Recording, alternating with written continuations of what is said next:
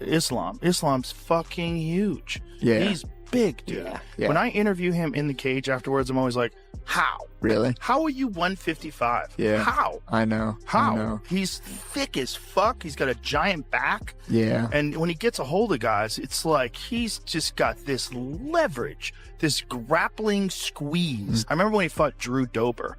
And like when he got Dober down to the ground, I was like, that's a wrap. Yeah. It's a wrap. As soon as he gets on top, and then he starts clamping down and squeezing, and guys are just like, Oliveira was tapping. Like the moment it was on, his striking has leveled up significantly. Mm-hmm. He's a threat everywhere.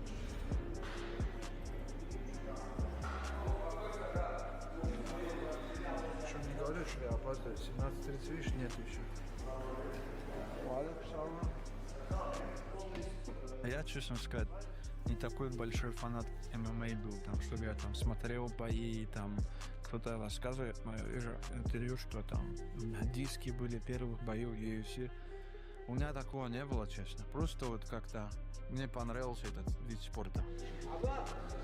Я начал этим заниматься, попал, наверное, большую роль, что сыграл, попал в хорошую команду в нужное время. Вот у меня было тогда такое время, когда я менял разные виды спорта от одного к другому, переезд там с Махачкалы, я переехал там в пригород. И такой момент был, ну, не мог себя найти, честно сказать. И вот попал в команду нашему тренеру покойному Думанабу. И сразу вот общение в команде, вы, наверное, до сих пор видите, как мы друг с другом общаемся, как мы друг друга поддерживаем. И вот тогда же я уже почувствовал, что это мое, что мне комфортно находиться в этом зале, что мне приятно вообще проводить время с этими пацанами.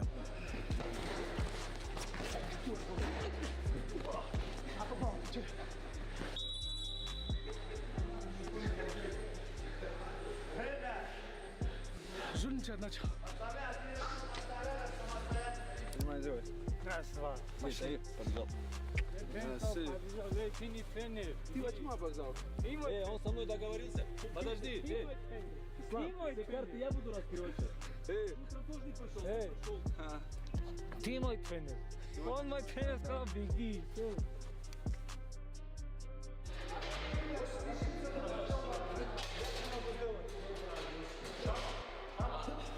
Босиком специально босиком брать, чтобы не подскользнулась нога случайно, даже в носках нельзя. Еще ты дерешься же босиком, у тебя полностью должна нога чувствовать землю. Еще бой здесь? У меня два еще есть, можно дать один? Тебе заслужить надо, брат. UFC тебе заслужить надо. Так не даю, ма. Чуть-чуть осталось, ма.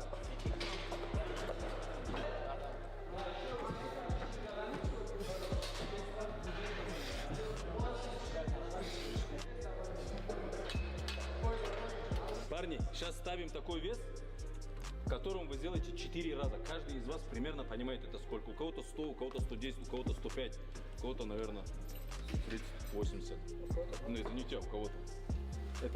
Смотри сюда, как мы это делаем. На него смотришь. Я же за это сказал просто. Смотрите сюда, берем вес, отошли назад и считаем. 1, 2, 3, 4, встаем.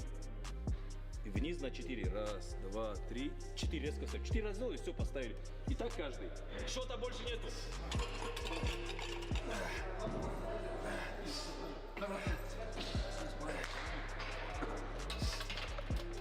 Может, мы заканчиваем тяжелые спарринги, чтобы вас уберечь от травм. Потому что мы очень тяжело работаем, я знаю, что травмы могут быть. Но то, что работа должна, возле сетки, грэпплинг, вольное, с положения, отжимания, пресс, турник, брусья, они не заканчиваются за 9 дней до боя. Сами себе не придумывайте план. План давно придуман. Не нужно велосипед новый изобретать.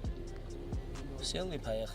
He does well with Islam on the stand-up because he's rangy, he's tricky, but he doesn't survive on the ground, I don't think. He might survive 5 rounds, but he won't get the best of Islam on the ground. I'm 100% sure about that. On the stand-up, he's pretty tricky. So one punch can change everything on that. One kick, one punch, one knee, you know, so that's a different story. But on the ground, the takedown defense that he has is decent, but not great enough to stop Islam from taking him down. Islam Makhachev versus Ian Garry. What's your thoughts on that fight? I don't even think it's remotely close. Very easy matchup for Islam. Really? Dude, he's gonna take Ian Garry down, and that's it. That's the end of it. Like it's not even remotely close. Really interesting. Like genuinely, I don't think it's even a little bit close.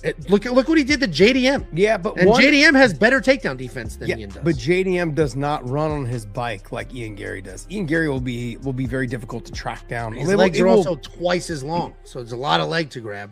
It'll be very difficult, I think, in the beginning to try to track. I'm not sure. This is my concern. The message coming out of Islam Makhachev's camp has immediately changed the conversation around UFC 330, as footage of the lightweight champion pushing through another brutally intense training camp continues to circulate. The debate is no longer about whether he's preparing seriously. Everyone expected that. The real discussion is about what this level of preparation says about how highly he respects Ian Garry as an opponent. When a champion known for his discipline appears to be sharpening every part of his game months before fight night, analysts across the combat sports community start paying close attention. And that's exactly what's happening now. For years, Makhachev has built a reputation as one of the most methodical fighters in mixed martial arts. Nothing about his preparation is accidental. Every session, every drill, and every adjustment has a purpose. That is why the latest images and reports from his camp have generated so much discussion. Those who follow the sport carefully are not dismissing this as routine training footage. Instead, many see it as another reminder that Islam approaches every challenge with the mindset that complacency is the quickest path to losing a championship. What makes this matchup especially fascinating is that Ian Garry brings a completely different puzzle than many of Islam's previous opponents. Garry has spent his UFC career proving that he is more than just an entertaining striker. His confidence, movement, timing, and ability to make reads during a fight have steadily improved. He has shown patience when needed and aggression when opportunities appear. It's like this, brother. Like when I was young, it was people around me with who I was improving my game, and Islam was with me. He's younger than me, and he was improving with me. I was world champion in amateur, and I have, maybe when you show this video, maybe at that time I have 7-10 fights. Islam just was beginning. And when we look at the history and the way how I was improving with other guys after Islam was improving with me, now Usman improving with Islam, it's like we're giving, legacy to legacy. Guys coming up. There is other young guys who they are not very famous, but they are coming with Usman now. It's like, it's like stairs. It's like stairs, And it was father's plan. It was his plan, and because his wisdom, he see the way how guys, if he not even on this top, but he's 20 and he's so good, can you imagine 25 where he can be and 30 where he can be? Yeah. Like same thing. Other days we was talking with Ali, and I told him like 1 year ago, and now Usman is completely different fighter.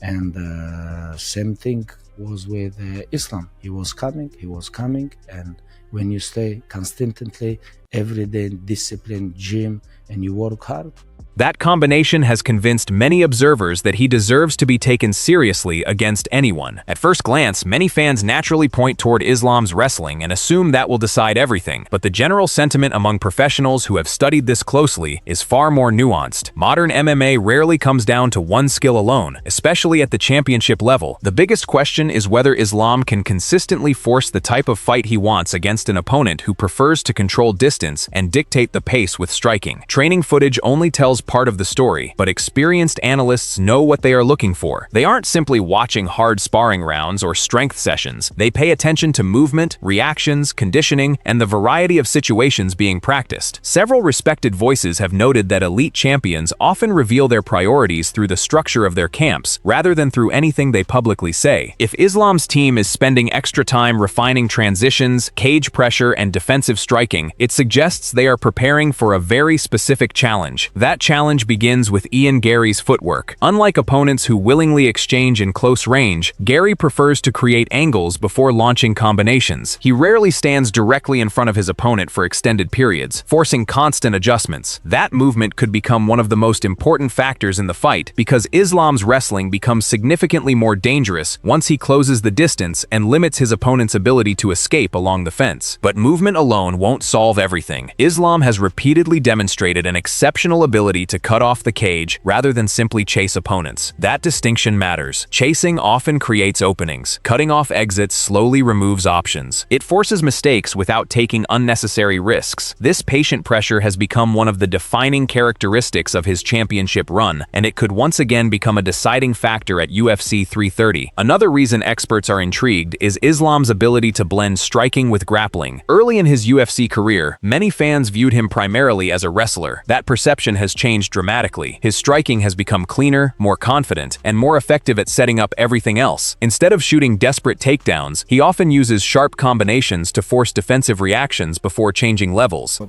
Хайп-базу запустил. Он даже ее тогда не запустил, но он сказал, что там есть ковер, есть гостиница. И вот там подъем вот сразу. Это просто гора, которая стоит перед базой, вот на нее надо бежать. Вот такой подъем, с первых 200 метров все уже. Я устал, уже ноги забились, но я бегу. И в какой-то период я сам себе говорю, я тогда готовился на титульный бой, что это твой титульный бой, тебе надо добежать до конца.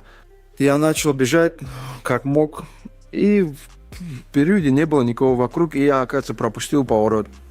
И я вот сам себе говорю, нам дали задачу туда добежать, значит, есть там конец, и надо бежать туда. И уже ноги у меня онемели полностью.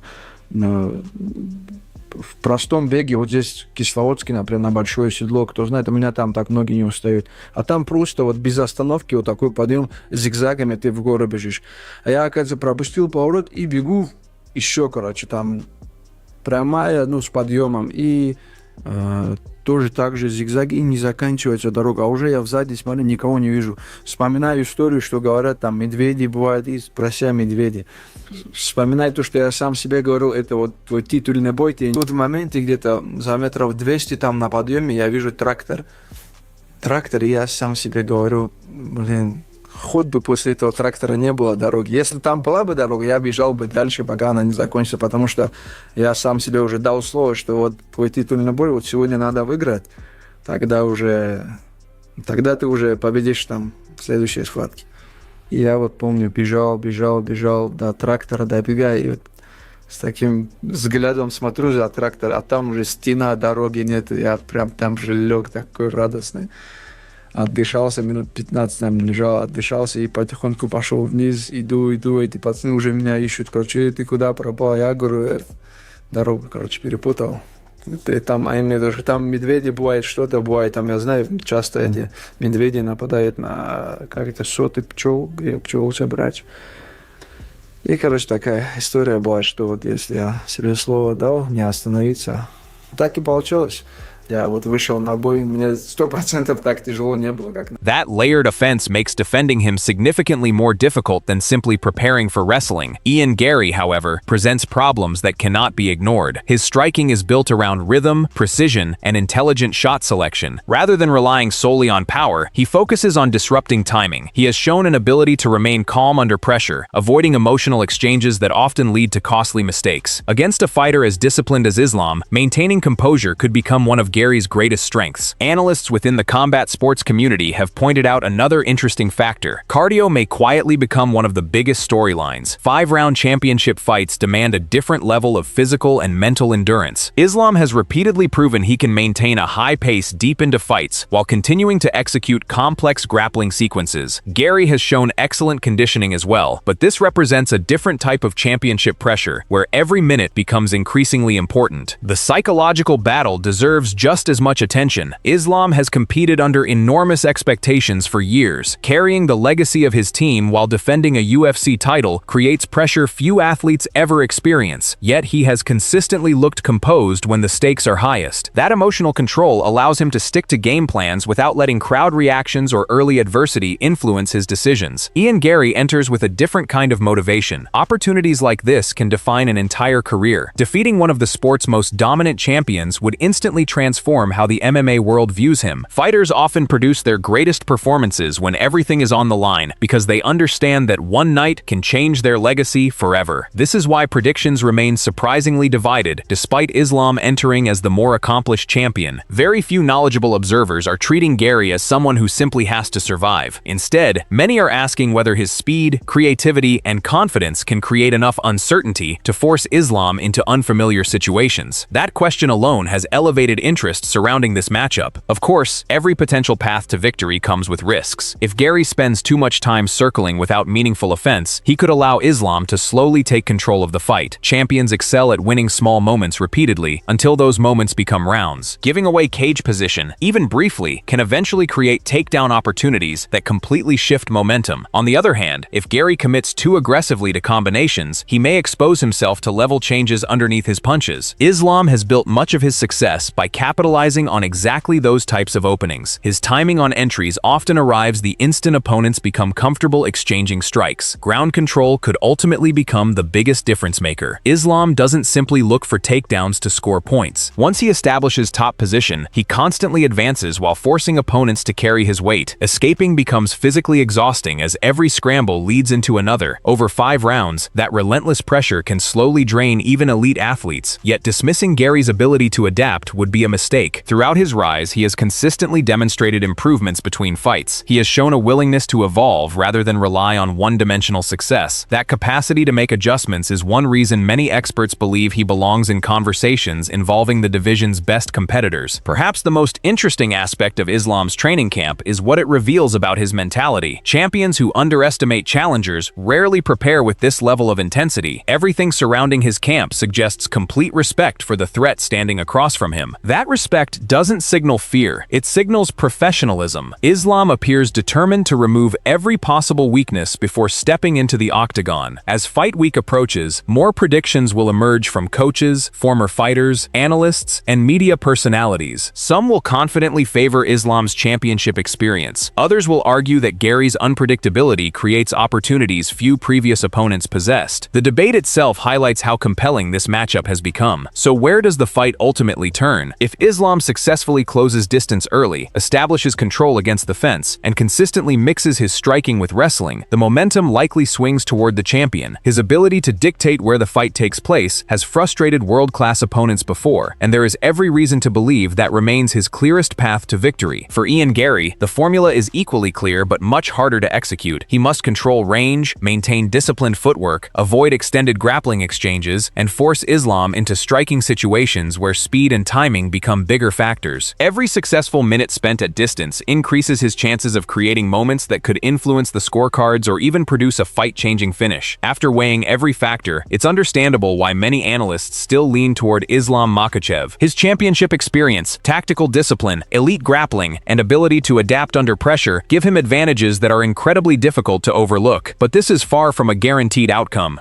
Garry possesses the intelligence, confidence, and technical skill to ask questions that few opponents have been able to ask of the champion. If he can consistently deny Islam's preferred game while making him uncomfortable on the feet, this fight could become far more competitive than many initially expected. One thing seems certain: Islam's intense training camp has sent a message to the entire MMA world. He isn't approaching UFC 330 as just another title defense. He's preparing as though one of the toughest challenges of his championship reign is waiting on the other side of the cage. That mindset alone explains why so many respected voices throughout the sport are watching every development so closely. Now the question shifts to you. Will Islam Makhachev's relentless preparation and championship experience prove too much once again? Or does Garry have the style and composure to pull off one of the biggest upsets in recent UFC history? Share your prediction in the comments below, and if you enjoy detailed fight analysis, breaking MMA news, and expert predictions, don't forget to subscribe so you never miss the next big story from the world of combat sports.